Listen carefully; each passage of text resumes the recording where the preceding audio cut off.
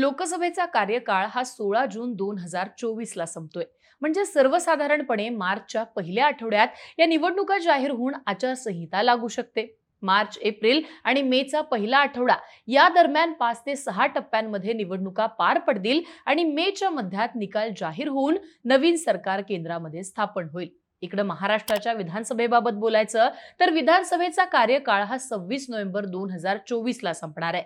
म्हणजे सप्टेंबरच्या अखेरीस निवडणुका महाराष्ट्रात घोषित होतील, आचारसंहिता लागेल आणि ऑक्टोबरच्या शेवटाकडे जाताना प्रत्यक्षात निवडणुका पार पडतील. ऑक्टोबरचा शेवट किंवा नोव्हेंबरच्या पहिल्या आठवड्यात महाराष्ट्रात नवीन सरकार स्थापन होईल. 1999, 2004, 2009, 2014, 2019 पर्यंत लोकसभा निवडणूक आणि महाराष्ट्राच्या विधानसभा निवडणुकांचा असाच क्रम चालू आहे. पण या वर्षी मात्र वेगळं होईल. महाराष्ट्राची विधानसभा मुदतपूर्वच बरखास्त केली जाईल आणि विधानसभा आणि लोकसभा एकत्रितपणे होतील. एकीकडे मोदीजी मुदतपूर्व लोकसभा बरखास्त करतील आणि सर्वसाधारणपणे राम मंदिराचा समारोह झाल्यानंतर लगेचच निवडणुका होतील किंवा अंतरिम अर्थसंकल्प जाहीर करून फेब्रुवारीच्या पहिल्याच आठवड्यात निवडणुका डिक्लेअर केल्या जातील, अशा चर्चा सध्या जोरदारपणे चालू आहेत. यासोबतच महाराष्ट्राची विधानसभा देखील बरखास्त केली जाईल आणि दोन्ही निवडणुका एकत्र पार पडतील असंही बोललं जातंय. पण खरंच असं होईल का? विशेष म्हणजे महाराष्ट्राच्या विधानसभा बरखास्त करून लोकसभेसोबतच महाराष्ट्राच्या विधानसभेची निवडणूक ही घेतली जाईल का? आणि असं झालं तर भाजपच्या फायद्या तोट्याचं गणित नेमकं काय असू शकतं तेच या व्हिडिओतनं समजून घेऊयात. नमस्कार, मी आरती आणि तुम्ही पाहताय बोल भिडू. तर सुरुवात करूयात भाजपच्या फायद्यापासून. विधानसभेच्या निवडणुका या मुदतपूर्व घ्यायच्या असतील तर भाजपचा नेमका फायदा काय असू शकतो यावरती अनेक गणितं अवलंबून असणार आहेत. भाजपसाठी हीच फायद्याची गणितं काय असतील ते पहिल्यांदा पाहूयात. एकत्रित निवडणुका घेण्यात भाजपचा सगळ्यात मोठा फायदा असेल तो म्हणजे राज्यातल्या अस्थिरतेवरती मात करणं. महाराष्ट्रातल्या निवडणुकांसाठी भाजपसाठी अजूनही म्हणावं तितकं पोषक वातावरण आज नाहीये. एकीकडे जरांगे पाटलांच्या माध्यमातून मराठा समाज हा आक्रमक झालेला आहे, दुसरीकडे ओबीसी समाजात अस्वस्थता आहे. त्यातही ठाकरे आणि पवार गटाबाबत सहानुभूती ही प्रत्यक्ष मैदानावेळी जर रिफ्लेक्ट झाली तर भाजपच्या अडचणी वाढूच शकतात. भाजपने ऑपरेशन लोटस राबवून 2 पक्ष फोडले असा आरोप आधीच होत असतो. अशा वेळी लोकसभा निवडणुकीमध्ये वातावरण उलटं पडलं तर भाजपच्या अडचणी महाराष्ट्रात निश्चित वाढतील. आता याच गोष्टींवर मात करण्यासाठी दोन्ही निवडणुका एकत्रितपणे घेतल्या जाऊ शकतात. नेमक्या कशा? तर मराठा आरक्षणाची क्युरेटिव्ह पिटिशन ही सर्वोच्च न्यायालयात दाखल झाली आहे. सर्वोच्च न्यायालयाने मराठा आरक्षणाची केस जर पुन्हा ओपन केली तर किमान पुढचे 4-5 महिने ही केस चालेल. मग अशा वेळी स्वतंत्र मराठा आरक्षणासाठी हालचाल सुरू झाली आहे असं चित्र निर्माण होईल. साहजिकच ओबीसी प्रवर्गातनं आरक्षणाची जरांगे पाटलांची मागणी ही मागे पडेल. दुसरीकडे मराठा समाजाला स्वतंत्र आरक्षण मिळण्याचा मार्ग मोकळा केल्याचं पाहून ओबीसी समाज सुद्धा सुखावला जाईल. अर्थात जरी क्युरेटिव्ह पिटिशन मंजूर झालं तरी देखील 4 ते 5 महिन्यांच्या सुनावणीपेक्षा जास्त काळ सरकार चालढकल करू शकणार नाही. मात्र याचाच आधार घेऊन लोकसभा आणि विधानसभा एकत्र घेण्याची तयारी करण्याचे चान्सेस वाढताना दिसतात. कारण क्युरेटिव्ह पिटिशनचं कारण देऊन वर्षभर सरकार रेटणं हे शिंदे, फडणवीस आणि पवारांना अवघड ठरू शकतं. अशा वेळी वातावरण किमान शांत करून लोकसभा आणि विधानसभा या एकत्रित घेण्याचा मार्ग हा अवलंबला जाऊ शकतो. एकत्रित निवडणुका घेण्याचा भाजपचा दुसरा फायदा असेल तो म्हणजे जागा वाटपाचा प्रश्न निकाली लावण्याचा. शिंदे असोत वा अजित पवार, दोन्ही गटातला एक समान धागा आहे, तो म्हणजे दोन्ही पक्ष हे प्रादेशिक पक्ष आहेत. एकनाथ शिंदे असोत वा अजित पवार, दोन्ही नेत्यांच्या महत्वाकांक्षा या राज्यातल्या सत्तेच्या आहेत. केंद्रातल्या सत्तेचा वाटा या दोन्ही नेत्यांसाठी विशेष ठरत नाही. तर दुसरीकडे केंद्र ताब्यात आल्यास हवं ते करता येतं याची जाणीव भाजपच्या नेत्यांना चांगलीच माहिती आहे. 2019 साली शिवसेनेला युतीतनं 23 जागा सोडण्यात आल्या होत्या. त्यानंतर शिवसेना ही भाजपपासून दुरावली.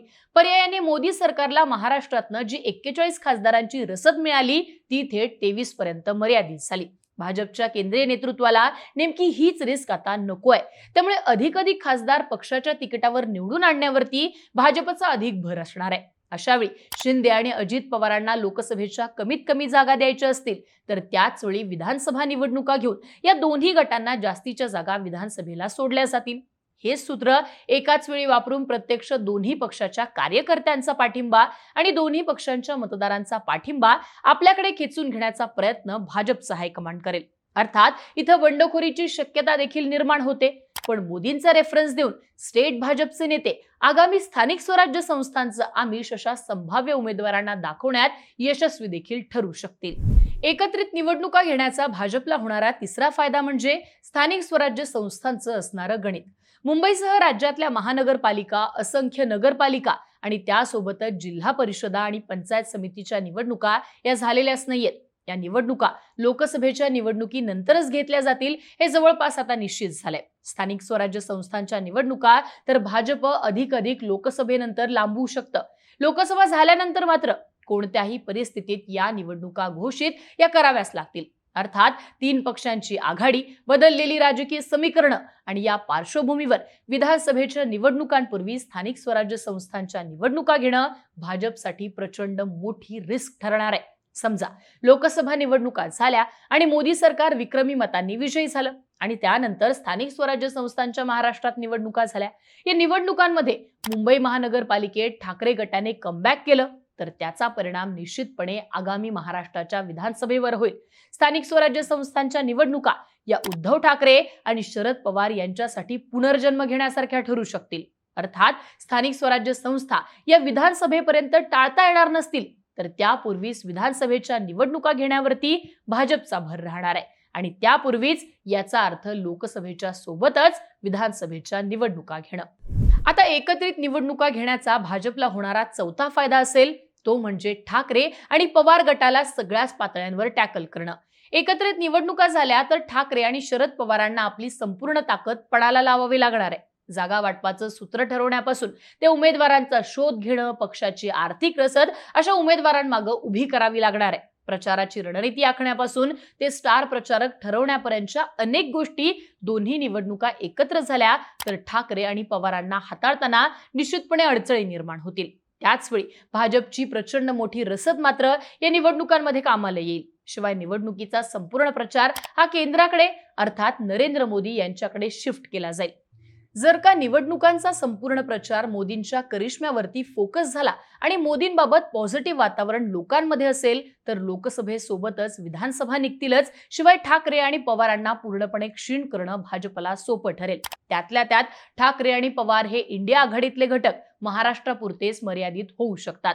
जर का ठाकरे आणि पवारांची ताकद जवळपास संपुष्टात आली तर भाजपला दुसऱ्या टप्प्यात मनाप्रमाणे अजित पवार आणि एकनाथ शिंदे यांच्यासोबतच्या तडजोडी अंमलात आणता येऊ शकतात. अर्थात या कारणाने सुद्धा भाजपला दोन्ही निवडणुका एकत्रित घेणं सोपं ठरेल. मात्र इतकी सगळी पॉझिटिव्ह कारणं असली तरीही दोन्ही निवडणुका एकत्र घेतल्या तर भाजपच्या हातात निवडणूक येईल असंही म्हणता येणार नाही.